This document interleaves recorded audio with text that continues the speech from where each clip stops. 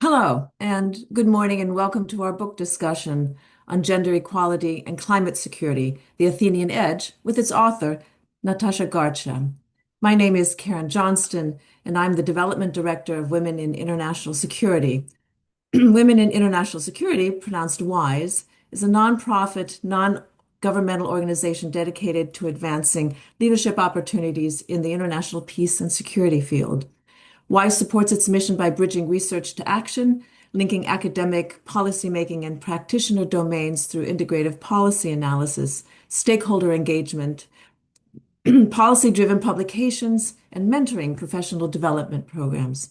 Our network of members, national chapters, and international affiliates span nearly 50 countries across 6 continents. If you want to learn more about our organization and join us as a member, the links will be in the chat.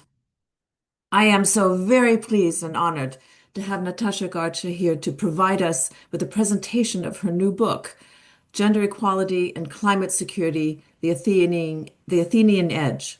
Natasha Garcha's career spans global financial markets, from sustainable investing at the Impact Investment Exchange to mainstream finance on Wall Street. Garcha's research and fieldwork experience in emerging markets bridges equity, climate action, and sustainable peace building. A Harvard and Oxford graduate, her academic background straddles public policy and finance. It is of utmost importance to talk about gender equality and climate security as a single, deeply interconnected topic today. We know through many studies that climate change can increase the risks of violent conflict, challenging efforts at conflict resolution and building sustainable peace. We know that women and girls are significantly affected by the dual impact of climate change and conflict. And we also know with great certainty that women can be agents of change in addressing climate change and peace and security issues. Without their meaningful participation, we will continue to struggle to successfully address climate-related security risks in societies across the globe. Using 12 case studies from across the globe, Natasha's book offers not just a methodologically sophisticated data analysis that establishes gender equality as the greatest predictor of climate resilience and interstate peace. More critically, she does what many authors do not, namely moves from diagnosis to action, taking the more complicated steps of building an innovative framework that policymakers and practitioners can utilize to transform gender equality into an operational strategy for sustainable peace and climate resilience. Thank you, Natasha, for being able to join us today, and we look forward to your presentation. The floor is yours. Thank you very much. It's such an honor to be here. I would really like to say it's very few communities of practice like what WISE has built where I feel truly excited to be having this conversation. I think WISE is doing such important work at a time where it's never been more critical. So thank you very much, Karen, for this platform to share more with your community. And with that, I want to throw it back to everyone in the audience. This doesn't need to be 30 minutes of me talking. Please feel free to raise your hand, unmute, or drop things in the chat as we go along. I'll try to keep an eye on this as we move forward. But I always start most of these talks with a question that I asked myself many years ago on what is the greatest predictor of climate security. Climate security is defined as whether a state will or will not go to war with another state in light of the pressures of the Anthropocene, of climate change. For those of you who think religion has something to play, I'd like you to keep that in mind. Feel free to drop it in the chat or not. Latitude is something that people often think is one of the big predictors. You know, the global south is more exposed and therefore more prone to conflict. Democracy has been one of the widely regarded predictors of security, but is it something that would also be influenced differently when you think about climate security in particular? Wealth or GDP, often thought of as one of the strongest predictors. A wealthier nation may prefer to trade rather than go to war. Think through all of these four for a moment. Which one resonates with you? And is there anything missing? And this is really what I asked myself many years ago. Which of these predictors, these were the four predictors we were studying in a class I was taking on peace building many, many years ago at Oxford. But what actually came out in my research was something unexpected, and that it was gender equality. And really, this discussion today is about why this is a predictor of climate security in conjunction with other areas that could be also very influenced and have historically been thought of as very influential in terms of building peace and security. So for today's agenda, I will start with why I wrote the book. I'll talk a little bit about the data. For those of you who like a regression analysis and scatter plot, this will be very satisfying for you. I'll talk about the triple nexus framework that I propose as a tool for us to understand on how these things interact with each other of climate, conflict, and gender equality. The stakes on why we should all be acting now, which I think many of you in the room are already pioneering from what I can see. The case studies that are covered in the book, a snapshot of the practical tools that the book will cover, which are finance and policy solutions, the so what of the book, and then a reflection on what your role could be. So without further ado, let's dive right in. So the genesis of why I wrote the book really starts with something very personal. Peace was never abstract for me. I'm born in an area in the Himalayan mountains, which is very, very beautiful, but also an area that is not very far from India's border with Pakistan and India's border with China. Now, these are two nuclear neighbors that we have, two live frontiers, and I personally have friends from both Pakistan and China, and I think we have a lot more in common with them than we have in difference with them. However, as early as last year, in the summer, there was a war where water was being weaponized by our countries, unfortunately, and there was extreme political tension. I remember calling my parents, and I could hear the drones in the background.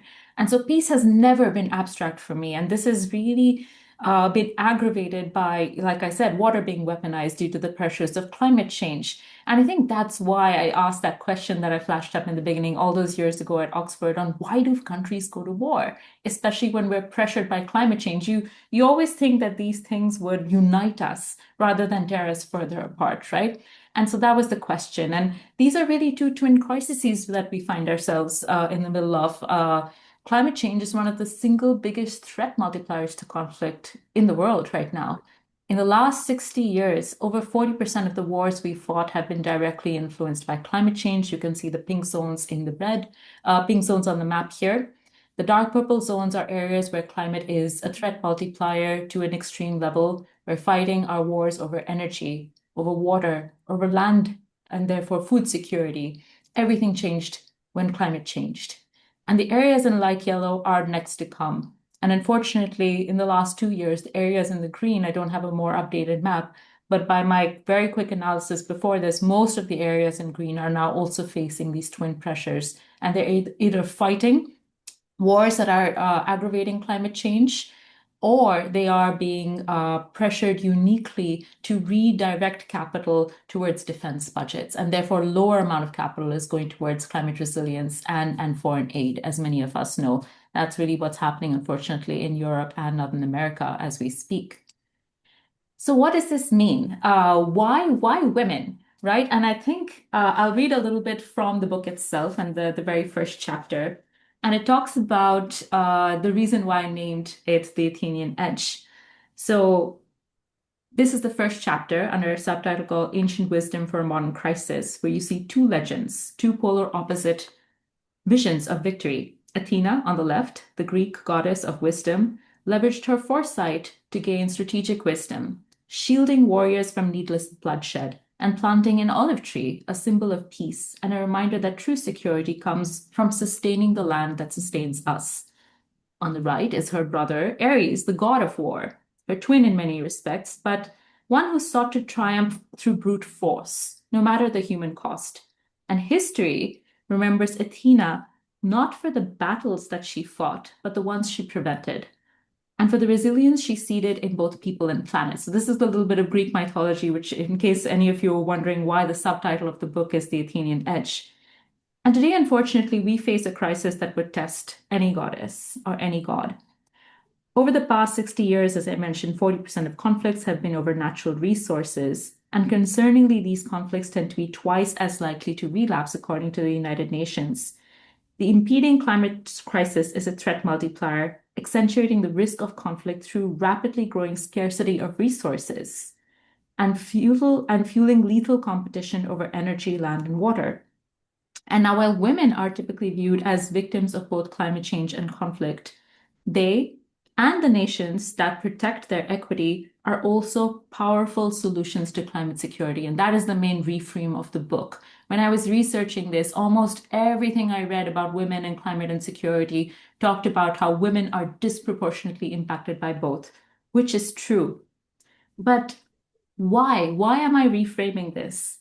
And it's basically because if power is what helps you hit a target, then wisdom is what gives you the edge to hit a target that no one else can see. So women's unique lived experiences carry frontline wisdom, equipping them with the edge in the art of preserving natural resources, the science of designing climate inclusive technology, the grassroots talent for strengthening the social fabric of communities across generations, and the distinct leadership style that de-escalates political tensions before they explode. And that really is why I coined the term of the Athenian Edge.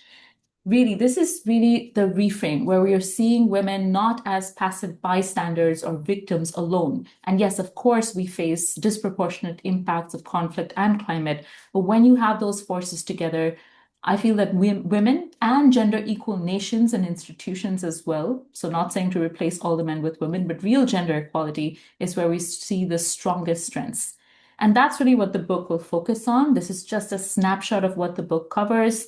It covers the whole idea of what's at stake, which I'll go into a little bit of now. It talks a lot about the data that I've seen and the regression analysis, because I know most people like to fight these arguments with hard data, not anecdotes.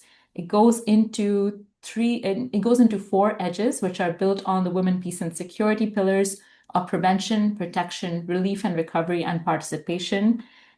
For each of these, it gives a concrete case study. So you can see this actually happening in action. This is not hypothetical at all. And then finally, it goes into, like I said, the so what? What do you do once you know this? And really, it proposes a suite of finance and policy solutions that me, in my last decade of working on this, have seen in action and a practical way for you to think through how you would apply certain solutions in this regard, where you're battling not just gender or climate or security, but perhaps all three, not in silos, but synergistically. And so with that, let's get into the data. So for those of you who like a good regression analysis, this is something that I've managed to get data on over 117 countries. Ran it first at Oxford over a decade ago and then reran it at Harvard about 3 years ago. Tested over a 10-year period from 2013 to 2022. Actually ran this every year for the last decade. And it was always the same result, where gender inequality is the strongest predictor of whether a state will or will not go to war with another, especially when pressured by climate change.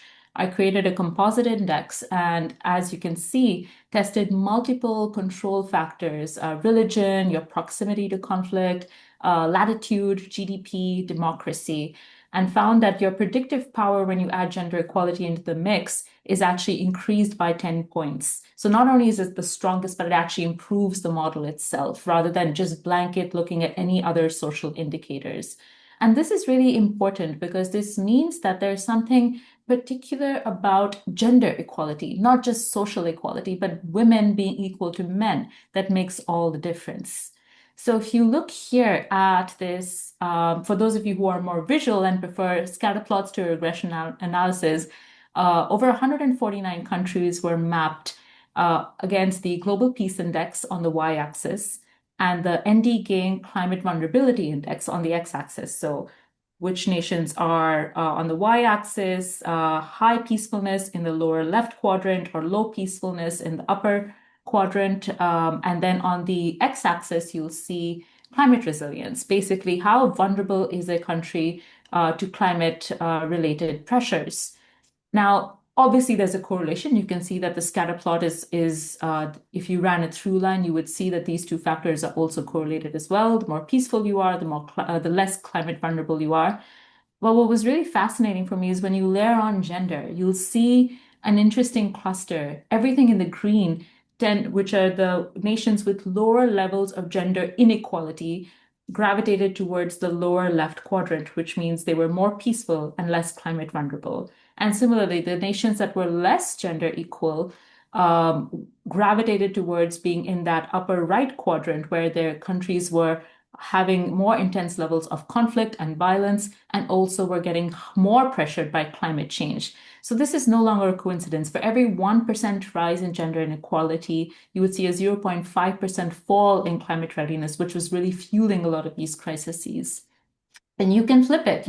Peace is not just the absence of war. Peace is also about progress. And I think that's a very important reframe for those of us who are in areas which are not actively fighting wars. We are striving towards a more long-term sustained idea of what peace even is. So even if you flip it and you think about the positive peace index on the y-axis, you'll see very, very similar results. You'll see countries which are low on positive peace, so they have less harmony, less strength of social fabric, and so on and so forth, lower tolerance levels. Those nations tend to be less climate ready when they're also less gender equal. The more gender equal nations are the ones that tend to be very high on the positive peace side. So looking for trade, looking for cooperation, looking for ways to strengthen their partnerships with their neighbors and their allies. And then the same on climate readiness. They tend to pass climate related policies and honor peace agreements in more cases. And so whatever way you look at it, whether it's a regression analysis, a scatter plot, negative peace, positive peace, the results were quite consistent. And I thought, again, that this was really fascinating. And it's what led me to design the triple nexus framework. Now, usually people think about war as a linear scale. You are in a state of peace, there's a war, and you go back to a state of peace. That's not how war works. It's never worked like that in centuries that we've been tracking this through history. It's always been cyclical. Wherever you are in the world, unfortunately, you would have seen your region, if not your country, go from stable peace to an emergence or escalation of war, a state of conflict, and then emerging out of it. Now, whether we are directly in that war or we are fighting in a bigger war at a global scale, most of us and most of our nations have been affected by this. So it looks more like the circle that you see here. And the book explains this in much more detail. But what I found really interesting is you can layer on climate dimensions to this to help prioritize, because we are in a state of intense resource scarcity. We can't fight everything at the same time. So this means we need to pick and choose what our priorities are. So when you're in a state of positive peace, you may focus on the drivers of climate change: energy, manufacturing, transportation, which are the biggest sources of CO2 emissions, may be your top of priority. Adaptation. So the pressures of climate change, when you are in a state of emergence or escalation of climate insecurity, you'll see that your resources become more important to protect. Food, water, habitat are areas that come under more intense stress, and areas where you'll see more conflicts arising because people are struggling for resources and to gain that kind of stability before they may or may not emerge into a state of war, in which case you then start, unfortunately, seeing attacks on infrastructure, and you start seeing the twin issues of recent shocks and early warning signs that arise from natural disasters, which accentuate the level of war and insecurity. And this is where you see the highest compounding impacts of climate change on conflict, and they tend to become immense threat multipliers to each other. So even if you look at what's happening in Gaza, the first thing to be attacked was their infrastructure, to really demolish them down to the ground.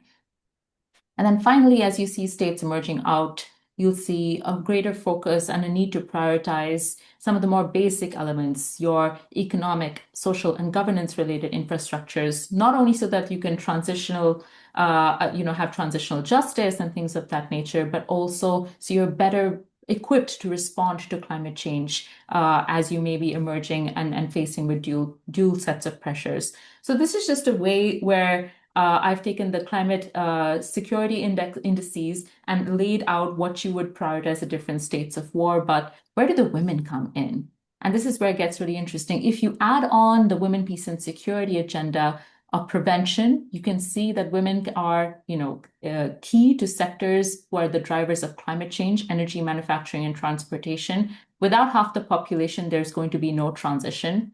Similarly, on the protection side, food, water, and habitat, women are imperative to protecting these resources. They are natural stewards of the land, the air, and the sea. They have intense indigenous knowledge in most communities. They are on the front lines. They grow most of the food we eat. They spend 250 million hours a day, 3 times more than men collecting water, and they are inherently more driven and more responsible for most of the habitat in our world.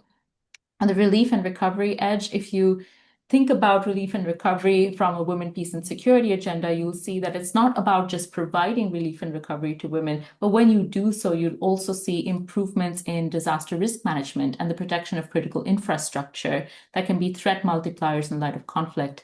And then finally, the participation edge, which really ensures when you have the full participation of women, girls, and the LGBTQI plus community in a meaningful way, you'll see that these areas of economic, social, and governance tend to be much stronger, both from a climate and a security perspective. And none of this is a coincidence. So this is just, again, a reframing of women, peace, and security, which tends to focus, again, on the various dimensions of women. But what if you had to think about that to prioritize your solutions? And that really brings me to the final bit of the so what, the finance and policy solutions you would design based on this. So in short, this is what the framework looks like. And I will dive a little bit deeper into the climate, the finance and policy access towards the end of the presentation to give you some examples of what that looks like. But what are the stakes? Why are we discussing this now? And I think it's because of a few different reasons. So one is live test case. I think I announced the book and a few days earlier this year, and unfortunately, a few days later, the Iran, Israel, and US war came to light. And this was something that I believe I was presenting at the UN headquarters at the Business and Human Rights Forum in Asia Pacific. And this was the case study I was asked to live apply the framework to. And what we found is, of course, on the prevention side, Iran being the world's seventh largest oil producer, the intense disruptions to the Strait of Hormuz, and that is unfortunately exactly how it played out. That was the first thing to get blocked. On the other hand, what I was advocating for is women are more likely to make green choices. They choose any energy efficient forms of transportation. So in areas across Asia, including where I live in Singapore, where you're seeing the effects of the energy crisis on our part of the world, you would see that in many cases, groups that had invested in women were seeing also those women were shifting more quickly to greener choices already. And in that case, it actually became an edge rather than an Achilles heel, if you will. On the protection side, again, unfortunately, the first thing that we identified through this was the food dimension. Food prices were going to create regional instability, and in particularly in South Asia, which has a lot of import-dependent economies, and that's exactly what we saw. And again, what we were advocating for at the UN was women grow 70% of the food in this region. As I mentioned, they collect most of the water, and they're critical to maintaining food and water security in a time where these resources are being pressured by what's happening in the Middle East. Relief and recovery edge. And we see, of course, Israel's own infrastructure has been under threat. And we've also seen this, obviously, this is exactly what's happening with Iran, what's happening in Gaza. And what was really unfortunate is, right, one of the cases in the book talks about right before the 7th of October attacks, there were women's groups in both Gaza and Israel who were engaged in very advanced level peace talks to the point that I feel like a peace agreement could have been met, but it's also a great case of why you also need men at the table. We need to work with allies. It can't just be women talking to each other. We need the women, peace, and security agenda has to have a seat at the right tables, and we also need allies to be at our table as well, because this was a wonderful set of peace agreements that was being formed, but unfortunately did not, as we all know, get enacted. And then finally, the participation edge. The conflict really froze at a time when multilateral diplomacy was sorely needed. Women peace builders were sidelined across all these countries, unfortunately. And this is despite knowing, I think most of these countries know, this is what I'm presenting as a newer framework, But UN Women has long released papers and data points showing that peace agreements have a 35% increased chance of lasting for 15 years if women are at the table. We also have groups like McKinsey who put out reports during the pandemic saying if you allow women back into the workforce, you can add $13 trillion of GDP.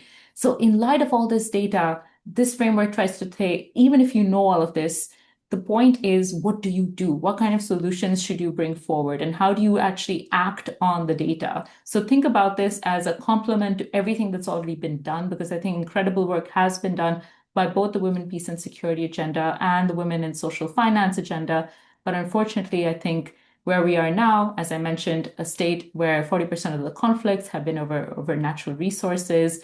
$14 trillion is what the cost is annually, so very, very high stakes.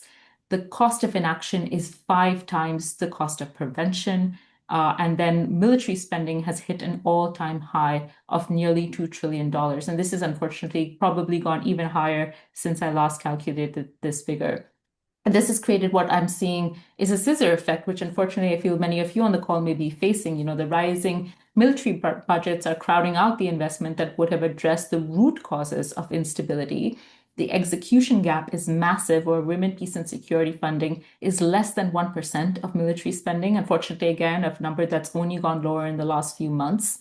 And then the question really becomes, can we afford to sideline the knowledge, the agency, and the leadership of half of the population as climate shocks and conflict collides? Now, again, an audience question. Knowing all of this, this was the state of COP a few years ago. And so, this was one of the headlines that I saw in the news. Who's missing? And of course, it's the women, right? Out of 78 world leaders, less than 10 were women. But the book, just to tell you what the book also doesn't do, it doesn't harp about that. It focuses on, it will use all the time and space you give it to call attention to what happens when women are not missing. The goal is not just to, as I call, add more women and steer. It is to demonstrate the power a gender lens can add if you want to build a climate secure future. So it's very, very solution oriented. For counter cases, sadly, you can read the news.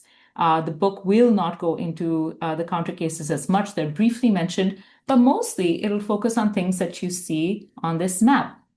Situations where you see either countries or social entrepreneurs or financial instruments that have actually used the essence of this framework to design solutions that work.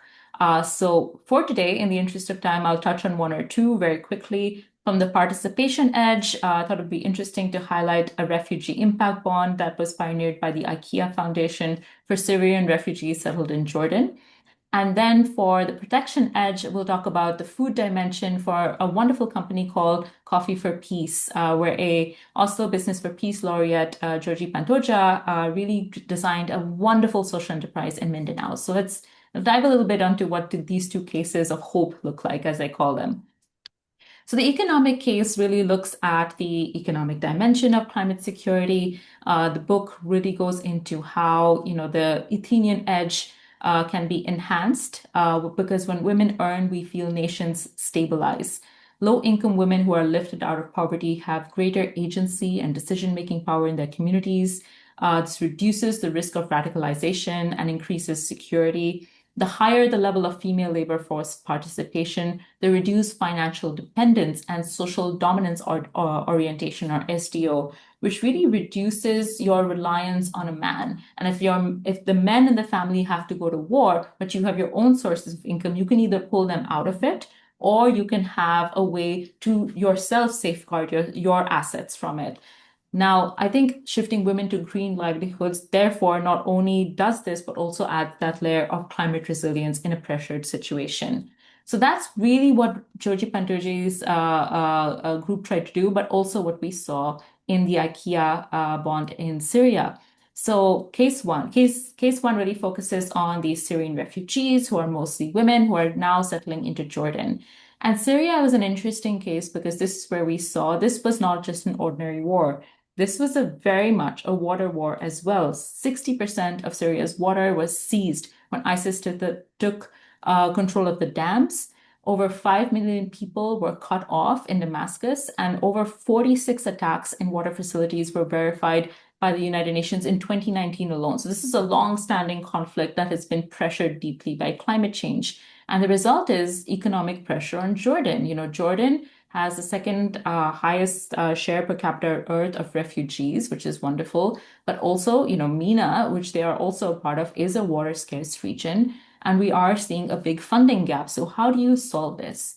And I thought what was really interesting is the coming together of different stakeholders. And this is a big thing that the book advocates for, where you would see groups like the Development Finance Corporation of the United States, the Norwegian government, which is NORAD, and the IKEA Foundation, which is a private sector representative, all came together to support this unique delivery of funding by the Near East Foundation of the United Kingdom, who was a delivery partner. And they really ran this really interesting livelihood program where they would bring women from both Jordan and Syria together, train them in livelihoods. They trained over 5,000 women. They gave over 3,400 business grants. And I think what was really powerful is that it was originally supposed to be gender neutral, but they found most of the refugees, as most of you know on this call, were women. 75% were women. This allowed them to also certify this as what's called an orange bond. Orange is the color of UN SDG 5, focused on gender equality, and really allowed them to empower these women to build their participation edge, if you will. I thought it was also very strategic that they had women both from Syria and from Jordan in this case, because it actually strengthened the social fabric between these communities. They were not othering each other. They were breaking down that silo very systematically, saying we're going to help all of you who are in this situation of pressure. And that's very different from saying we'll only help the refugees or we'll only help the local women. They broke that down, and that was a very, very, very strategic move.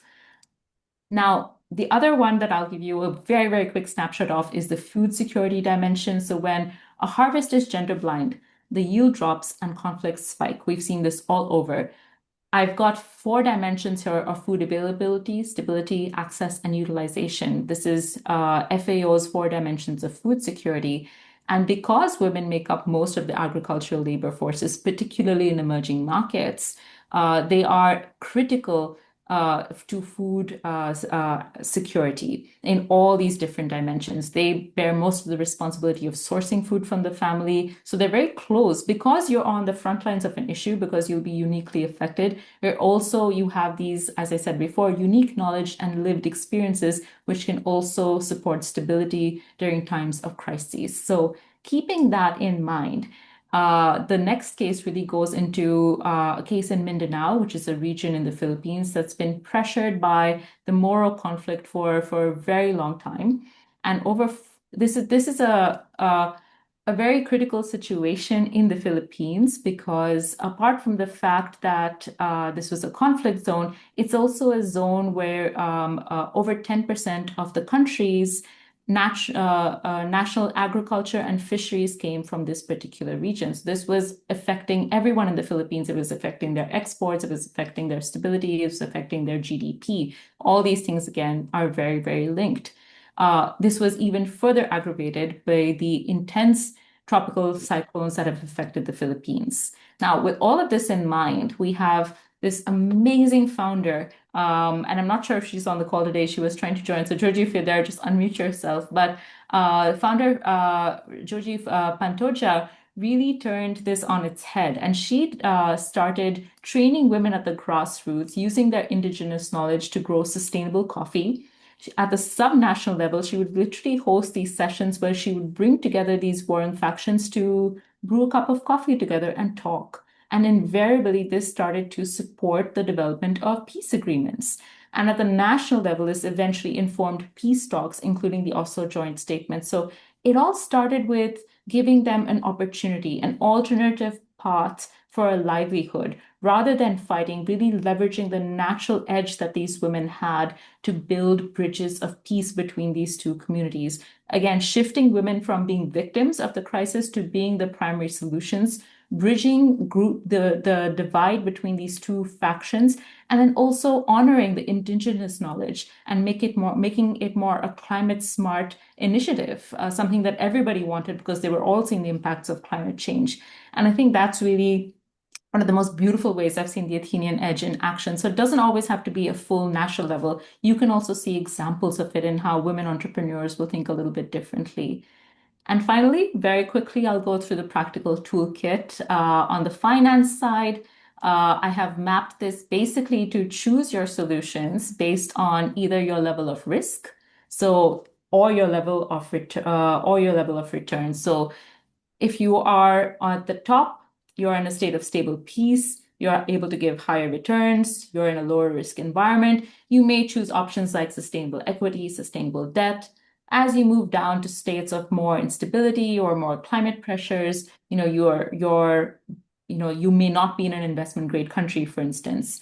You may look at solutions under impact investing or risk sharing and protections such as microinsurance, catastrophe bonds, resilience bonds. And then as you go down to that are more fragile, you may look more towards remittances, philanthropy, ODA, which is sadly drying up, and then also debt restructuring and debt relief options. So it's really just a way for you to think through where you are and with the limited resources you have, what kind of solutions you should possibly design. So just as an example for today, if you are in a country which is fairly stable, or investment grade or an emerging market which is high growth, sustainable debt is one of the options that has really, really taken off in the last 5 years, I would say, not just the green bonds, but also what I mentioned before, bonds like what you're seeing in Jordan, which are orange bonds as well, focused on gender equality. But what I'm advocating for is for you to rethink through the lens of the book. So, for instance, on the prevention edge, what you should ask is whether a green bond or a transition bond that you've seen or your country's doing or the banks in your country's doing, does it have an explicit gender lens? So are you financing a transition or are you financing a just transition? Do the loan agreements that these debt structures design have just financial covenants, or do they have gender, climate, and security covenants as well? And we've seen this in orange bonds. They won't just give you your minimum rates from a risk perspective, but they can also give you a gender target, a climate target, and they can make these loan covenants so they're legally enforceable. Is that what you're seeing, or is it more superficial than that? On the protection edge, I've also seen many programs, unfortunately, where you'll see, bonds that intend to empower women, but they are completely blind to the environmental trade-offs. Are women farmers being encouraged to increase yield without regards to biodiversity? Is there a do no harm mechanism in place is something you should ask. From the relief and recovery perspective, are the use of proceeds really tailored to the needs of that country? And similarly, is the impact data that you're collecting a feedback loop that changes with the realities on the ground? So if a natural disaster strikes, are you going to give them a loan moratorium? So are you sensitive to those kind of shifts that we're seeing in the world, which can happen very, very rapidly? I just came back from Tokyo where there's a typhoon. It may be Japan, but they're still not, isolated from natural disaster related risks. And is this given the same weightage as you would for financial performance? And then the last and perhaps often the most controversial is the participation edge. So were women represented in decision making? It's not just women as beneficiaries of the proceeds, right? Were there women in your investment committee, in your team, in your reporting team? Because they will see things differently than the men on these teams. Were they from the same country where you're deploying the proceeds? I've seen many of these bonds not work out because you would have an all-European team trying to deploy something in Indonesia, or vice versa. You would see an all-Indian team trying to do something in Africa. Either way, it doesn't work. We must understand the intersectionality is very important in designing these financial instruments as well. And then finally, are you doing a gender disaggregated data collection for your reporting? And is the third party verifying results from the last mile? You must have heard of greenwashing and impact washing, which happens a lot. And this happens when you don't check your data with women at the last mile. Similarly, for the policy axis, you would focus either on do you want to have an international focus, as you can see in the middle, or do you want to have a focus on prevention versus something that is more proactive? So really, this again allows you to select what kind of policies you would prioritize. In the interest of time, I chose something that would be parallel to sustainable debt. Now, sustainable debt works best when you're also following a just transition policy. But again, the kind of questions you would ask, even if you're in a state of relative stability, is you would ask for the prevention edge, are your nationally determined contribution targets really in line with accessibility and affordability needs of low-income groups, of women, of the global South. So in short, has climate justice been considered?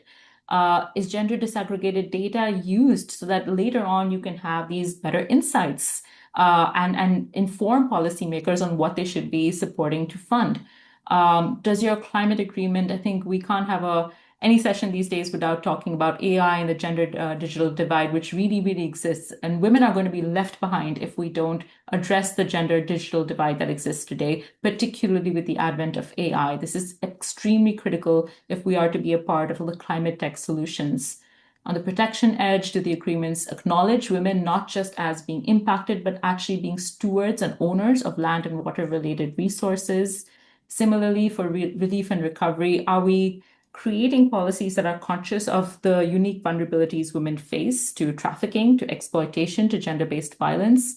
Are they being consulted on when we are designing disaster resilient infrastructure, for instance, which most of the green bonds are actually meant to fund, disaster resilience infrastructure, but very few women climate experts are in those meetings. And then similarly, on the participation edge, do women have a meaningful seat and a vote at these tables that are meant to dismantle power structures? And that means it has to go beyond the one-off events that are designed just for women. What are the concrete measures people are doing? Is there a travel budget for women? Is there a mentorship network? Is there something like what WIIS is trying to build, a community of practice that is supporting all these things and informing how they can be designed? Are the women not just women, but are they from BIPOC communities? Are they from the global South? Is there a whole of government approach? Or are these women working in isolation, trying to navigate the complexity of the bureaucracies within which they operate? And then finally, are all the sovereign debt that these just transition policies meant to support, are they aligned with things like the Orange Bond principles, or are the financial commitments continuing to be gender blind? So these are some of the considerations, and that's what really brings me to the end, which says, the way I see you all unlocking your Athenian edge, if you will, is by breaking these silos. So first is, of course, the silo between gender, climate, and peace. And Karen and I were just getting into this before the session started. And how do we design these things more synergistically? Because really, I don't think there's any transition without women. There's no infrastructure without natural capital, and there's no peace without climate security. And then very similarly, how do we break the policy and finance silo? And then while my book goes into this, there's also a fantastic new report that WIIS has compiled called Engaging the Private Sector to Advance Women, Peace and Security Agenda. And I think it's very, very important that we have new actors at the table. We have men at the table, we have private sector at the table, and we join their tables as well. And with that, thank you all very much and stay resilient. Thank you so very, very much, Natasha. A lot to take in, but I think that particularly in a time when we face a great deal of pressure against understanding the importance and the critical level we're facing in terms of climate change and gender equality, I can say perhaps attacks against all of that. It is really important to build awareness, as the report showed that we face a gap in awareness about what the critical aspects of these are, but particularly the way in which gender equality matters in a very strategic way. And I think that was sort of one of the first question. I mean, your work in the financial sector in sustainable finance is very relevant to our discussions. And the private sector is not traditionally being seen as an actor in the peace and security space, unlike civil society organizations or governments. So how do you go about convincing private sector entities to accept gender equality as a strategic climate security asset that has real benefits for them, even in the face of, for example, the bottom line? If it's not profitable, we don't want it. What is the argument to convince these people that they need to build that triangle, to build that trifecta? Yeah, no, this is such a great question. My first job was on Wall Street at a hedge fund called D. E. Shaw, and I think one of the best things I learned there was I was there during the financial crisis of 2008 to 2010. And the best way to win an argument is to not be in the argument, really, is to be, they would teach us tactics like you would sit on the same side of the people you're negotiating with, right? And I think it was small shifts like that you use. But very similar application. I don't usually ask the private sector to enter the peace and security space. I sort of try to show them they're already in it. Every supply chain running through a climate stressed region, or every portfolio they have that's exposed to conflict risk, that's peace and security exposure on their balance sheet. So I speak their language much as I can. That's why the whole finance axis is based on risk and return. So firms with greater broad, board gender diversity will show better financial resilience during disasters. In the hedge fund, if you have a gender equal team, not an all male or an all woman team, a gender equal team, we would outperform other teams by 6%. And I think that was a very strong statistic.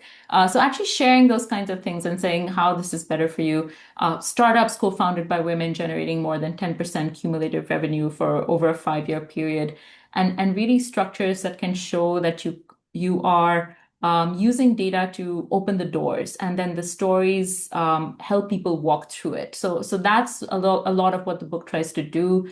When the numbers don't land, I will typically reach for a case, like the refugee impact bond case, and be like, look what IKEA has done and how they partnered with Norway. Obviously, this improves their relations with Norway. And I think what was really interesting is to see you allow people to see these precedents, right? And that gives them the blueprint for replication.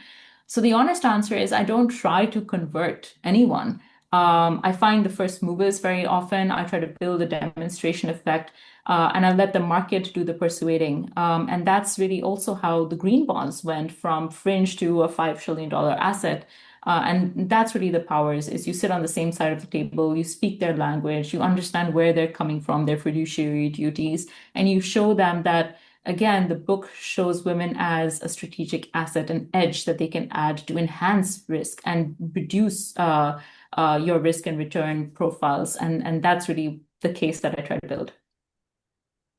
So most of the time, I mean, sometimes I believe that people faced with hard data, and you have hard data, are often still not convinced for Yeah. lots of other reasons, perceptual reasons. But do you find, sort of, can you push them with the hard data, beyond that to accept an argument about building that there's a business case for building gender equality into it? I mean, the hard cases. Does it work? Yeah, no, it does. I wouldn't say it always works, and every time I've tried this, it's been effective. But I would say that uh, when the data doesn't work, very often the case studies and the examples will work. People may not want to do it because they really believe, supporting refugee women will actually get you better returns. They may do it because they saw IKEA do it. It's just what it is. People like the association. Oh, Norway is funding this, or IKEA's already done it. I got to do this as Unilever, or I got to do this as XYZ. So some of it is that. But I think also, very importantly, that's why a lot of the toolkits for the readers is, look for who's on the other side of the table.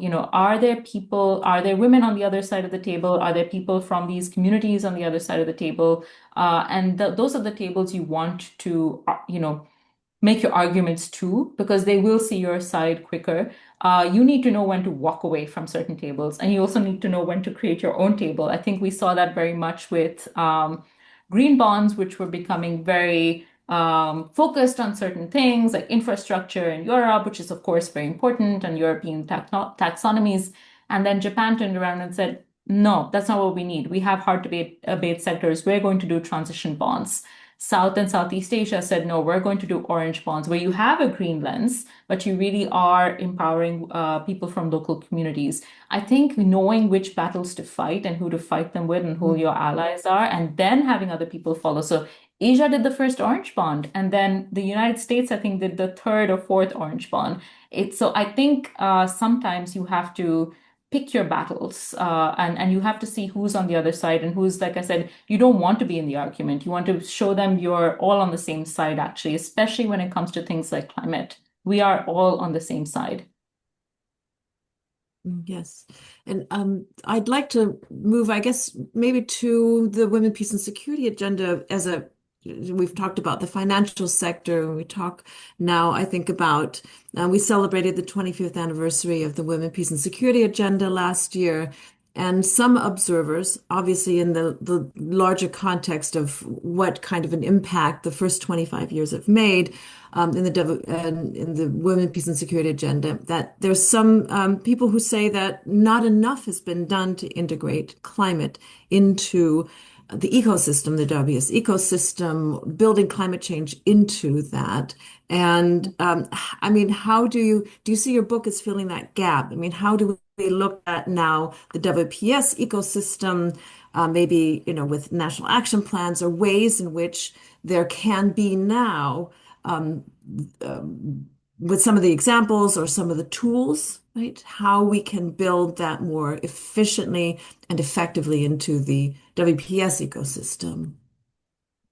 Yes, I frame it this way. The UNCSR 1325 was adopted to end war by addressing its gendered root causes. And 25 years on, the most pervasive threat has changed. It's planetary now.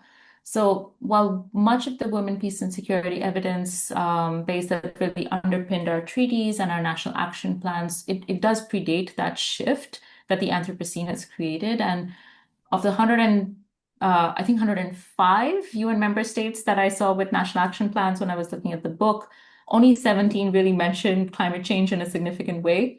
And so the gap is real. There are outliers. You would see Australia has a gender policy where climate experts were opining on it, and vice versa. Some of us got to look at the climate policy. We saw Georgetown has put out some interesting research in some cases on this nexus, but other than that, it was very barren. That's why I spent a long time researching the book because there was not a lot out there looking at the how these things are intertwined. And then I think what the book tries to do is three things. It tries to unify climate, conflict, and women, peace, and security framers into one map. It tests the relationships empirically, and then it hands practitioners the finance and policy tools to act. And so while the data gives the strategic lever that you've mentioned, gender equality is never positioned as a side benefit of progress. It's really positioned, as I said, the strongest predictor of climate security we tested, and a way for people to strengthen their agenda in a way that you don't feel like you are competing or choosing resources. This is a way to get you to your goal faster. I'm also curious about, and I hope everyone will buy the book and read it. And there's some fascinating case studies, but also I was very curious about the 12 dimensions you explore, energy and so on. Were there any commonalities, any sort of real differences between them? Any in terms of the application? I mean, if describing those dimensions, were there any surprises to you when you studied those various dimensions? I think what was, pleasantly surprising was, some of the things were universal. You would see that uh, the case studies span both the global north and the global south. Everything isn't go look at Sweden. Sweden's perfect. Sweden has the first feminist foreign policy. They have green roads. Sweden is really amazing, and they are one of the case studies. I think they're the manufacturing case study, but the cases span intentionally from Sweden to Yemen. It talks about indigenous communities in New Zealand doing incredible things. It talks about a social entrepreneur in the Philippines growing coffee for peace. It talks about ways we've seen uh, leadership coming out of Colombia and their environmental minister really being the reason why we have a loss and damages fund. So it talks about gender equal leadership at many different levels. It can be an enterprise level, it can be at a local community level, it can be at a political leadership level. And I think that was very, very important because it dispels that the idea of sustainability or feminism are Western imports. Because strangely, that's a pushback that we see sometimes in emerging markets is this is not an idea that's local. It very much is local, I feel, in all parts of the world. And I think the other part of the 12 dimensions is, the timing, and that's why they're mapped along of where you are really in your state of war, right? With limited resources, which unfortunately I believe the entire world is currently facing, except for one or two countries. Um, I think you need to make some very difficult choices. So, yes, if you are in a state of positive, if you're in Singapore like I am, you will focus on mitigation. The Singapore case focuses on green transportation. I've never felt safer in a subway in my life. As I know, I've lived in New York, I've lived in New Delhi, and I love both those countries, but I would only take the subway in the middle of the night here in Singapore, and it happens to be very green. And it's not a coincidence that it's green and gender equal. But again, if you are in Israel-Palestine situation, your focus will be on supporting infrastructure, right? Rebuilding everything that has been destroyed by the current war, thinking about how your just transition policies need to be green, how you're going to finance them with debt for nature swaps and things of that nature are more interesting for those countries. And so I think perhaps the biggest finding was, I guess, turning game theory on its head, right? So states that achieve greater security by allocating resources from militarization towards cooperation instead of competition is one of the most interesting findings that was common across all 12 dimensions. Yes. One last question. I think it might be several questions, but what lessons have you learned and gleaned from your data and your research? Where should the focus be as we move forward, so into the next 25 years of the WPS agenda? Yes, with even greater concerns about the impact of climate, the attack on DEI and gender, right? Sort of where are the critical gaps we have to fill, or what are you most concerned about? Or where do you see the most promise, right? Sort of where do we move forward and how? The biggest gap is the execution gap, and that's why the second half of the book is all about, here are the solutions and here's how to think through them, right? And here's some blueprints of what's happened already. So women, peace, and security funding being 1% of global military expenditures is insane, given the fact that even if you share all of this data, how do people shift it, like you're saying, right? So, women organizations in conflict zones are receiving less than 0.3% of bilateral ODA, and even that is drying up. Those budgets are being shifted and those figures are falling very, very fast, whatever is left of them. So we don't lack evidence, or to be very blunt, we don't lack frameworks either anymore. I think we lack allocation and alignment. And so that's really, what the book is trying to do is to you know, as big aid's era has ended and as commitments have starting to backslide from the private sector side, the gap is widening. There is a scissor effect. And so where I see the most promise is things like climate-related blended finance is going to grow, where we bring different actors at the table as they did with the case in Jordan, and you align those incentives a lot more strategically. I see also things like the COP, UNFCCC is making an incredible effort, and I have the honor of being a part of the Friends of the Bellum Gender Action Plan, really bringing in people from the private sector, bringing in people from finance, and say, how do we inform a policy that's actually going to not just look beautiful, but that's going to get the funding to back it up. And I think that's when we can shift from this shrinking pot that we have to really prioritize. And so the framework is complementing existing frameworks. Technically, the three nexuses are not designed in isolation. They're all building on an existing framework. And it's really designed to say, now, what should you do based on where you are in your state of war, in your climate priorities, and how do you use gender equality to inform how you shape a policy or a financial decision or a solution, and how do you make those solutions work together rather than, again, this terrible divide. Women are, I would say, good at bridging gaps, and the world has been very good at creating borders. Going back to my first slide, I'm from a place where we are so focused on our borders, even though China, Pakistan, India, we have so much in common, from culture to food to what we want from the future. And so I do think we have to dismantle that very quickly and learn to collaborate.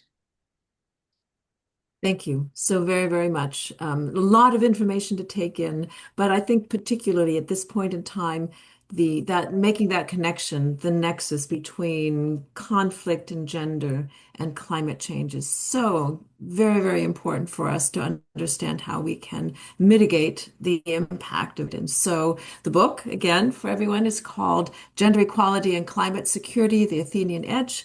And our author is Natasha Garcha. Thank you so very much for your time. We really appreciate it. Absolutely, my pleasure. I see there's some questions in the Q&A. Please reach out to me. I'll drop my email ID in the chat. I'd love to answer both these questions. They're really good ones. Thank you all very much. And thank you, Thank Karen, you. for being such a great host and for Thank you. allowing me the opportunity to share more. Thank you very much.